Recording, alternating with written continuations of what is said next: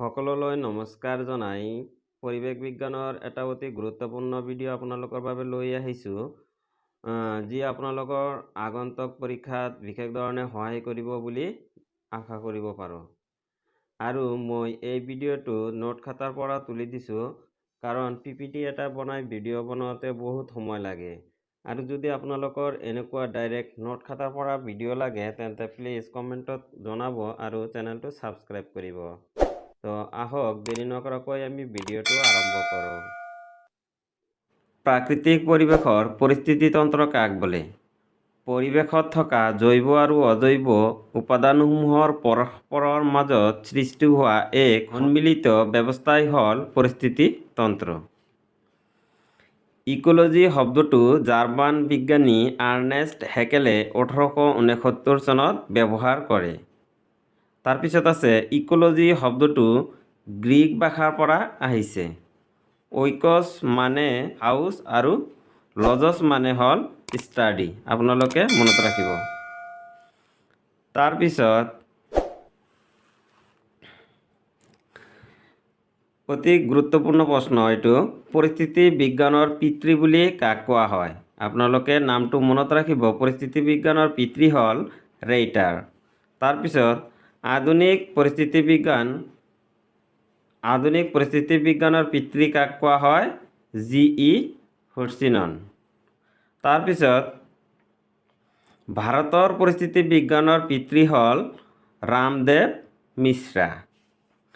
আপোনালোকে এই নোটটোৰ পৰা নোট ডাউন কৰি ল'ব, তেনেহ'লে আপোনালোকৰ পৰীক্ষাত বেছি উপকাৰ হ'ব।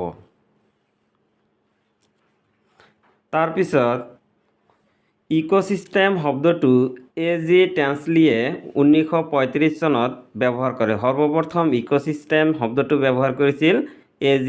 টেনছলিয়ে। কিমান চনত ব্যৱহাৰ কৰিছিল? 1935 চনত ব্যৱহাৰ কৰিছিল।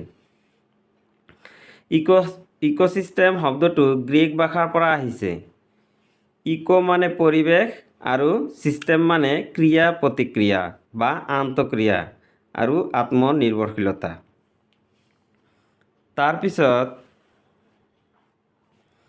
পৰিস্থিতিতন্ত্ৰৰ মুখ্য উপাদান কেইটা?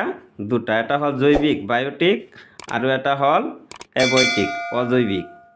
আপোনালোকে ভালদৰে মনত ৰাখিব এইটো। পৰিস্থিতিতন্ত্ৰৰ মুখ্য উপাদান দুটা। এটা হ'ল জৈৱিক আৰু এটা হ'ল অজৈৱিক। জৈৱিকক আকৌ দুটা ভাগত ভাগ কৰা হৈছে।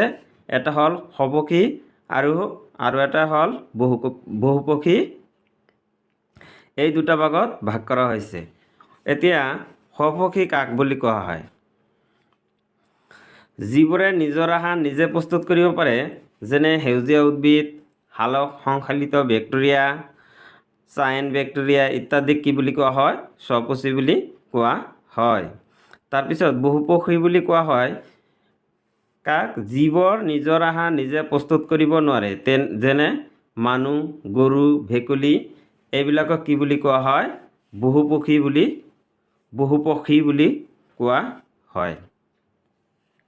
বহুপক্ষী উপাদানবোৰক আকৌ দুটা ভাগত ভাগ কৰা হৈছে।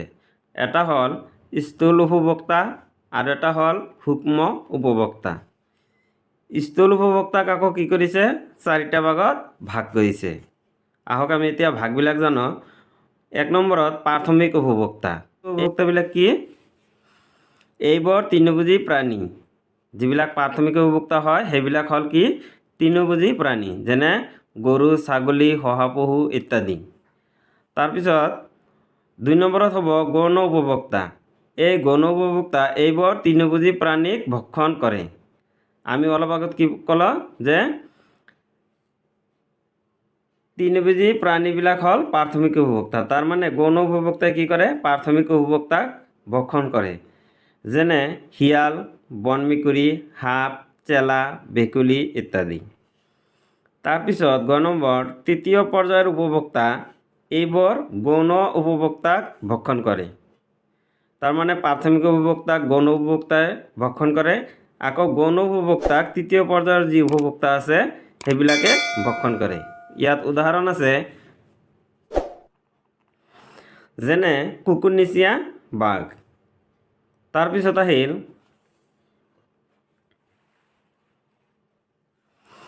চতুৰ্থ পৰ্যায়ৰ উপভোক্তা এইবোৰ তৃতীয় পৰ্যায়ৰ প্ৰাণীবোৰক ভক্ষণ কৰে, যেনে বাঘ, সিংহ।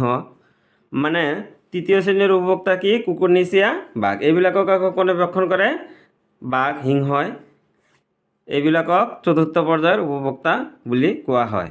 তাৰমানে আমি দেখিলোঁ কি যে স্থূল উপভোক্তাৰ ভাগ যে চাৰিটা আছে, এই চাৰিটাৰ ভিতৰত প্ৰাথমিক উপভোক্তাক গৌণ উপভোক্তাই খায়, আকৌ গৌণ উপভোক্তাক তৃতীয় পৰ্যায়ৰ উপভোক্তাই খায়, আকৌ তৃতীয় পৰ্যায়ৰ যি উপভোক্তাবিলাক আছে তেওঁলোকক চতুৰ্থ পৰ্যায়ৰ উপভোক্তাই খায়। এনেকৈ আপোনালোকে উদাহৰণৰ সৈতে মনত ৰাখিব, পৰীক্ষাত ইয়াৰ পৰা অহাৰ সম্ভাৱনা আছে। তাৰপিছত সূক্ষ্ম উপভোক্তা। আমি যে পাইছিলোঁ যে বহুপক্ষী উপাদানবোৰক দুটা ভাগত ভাগ কৰা হৈছে। এটা হ'ল স্থূল উপভোক্তা, যাৰ চাৰিটা ভাগ আমি ইতিমধ্যে আলোচনা কৰিলোঁ, আৰু এটা সূক্ষ্ম উপভোক্তা। এই সূক্ষ্ম উপভোক্তা কি? এইবোৰে মৃত উদ্ভিদ আৰু প্ৰাণীৰ জৈৱ যৌগসমূহক বিয়োজিত কৰে। এইবোৰক বিয়োজক বোলে। সূক্ষ্ম উপভোক্তাৰ আৰু এটা নাম কি? বিয়োজক। এইবিলাকে কি কৰে? মৃত উদ্ভিদ আৰু প্ৰাণীৰ পৰা জৈৱ যৌগসমূহ কি কৰে? ভাঙি টুকুৰা টুকুৰ কৰে। উদাহৰণত দিছে যেনে বেক্টেৰিয়া, ভেঁকুৰ। এইবোৰেই পদাৰ্থৰ পুনৰাৱৰ্তনত সহায় কৰে। তাৰপিছত পৰিষ্কাৰ পানীৰ সৈতে পুখুৰী এটা ভাল পৰিস্থিতিতন্ত্ৰৰ উদাহৰণ। এইটো ভেৰি ভেৰি ইম্পৰ্টেণ্ট হয় যে পৰিষ্কাৰ পানীৰ সৈতে পুখুৰী এটা ভাল পৰিস্থিতিতন্ত্ৰৰ উদাহৰণ। পৰিস্থিতিতন্ত্ৰৰ উদাহৰণ আহিব পাৰে যে পুখুৰী হ'ব তেনেহ'লে। তাৰপিছত প্ৰথমতে আমি পাইছিলোঁ জৈৱিক আৰু অজৈৱিক। সেই অজৈৱিক উপাদানবোৰ হ'ল বায়ু, মাটি, পানী, সূৰ্যৰ পোহৰ আদি। আপোনালোকৰ পৰীক্ষা সমাগত, এই সমাগত সময়ত যদি আমি এইবিলাক PPT বনাই আপোনালোকক যোগান ধৰিবলৈ বিচাৰোঁ, তেন্তে এটা ভিডিঅ' বনোৱাতে বহুত সময় লাগে।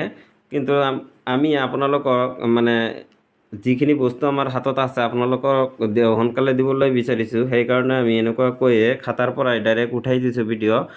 যদি এনেকুৱা ধৰণৰ নোটছবিলাক বিচাৰে আপোনালোকে, তেন্তে প্লিজ চেনেলটো ছাবস্ক্ৰাইব কৰিব আৰু কমেণ্টত নিশ্চয় লিখিব যে নোটছ লাগে বুলি। ধন্যবাদ।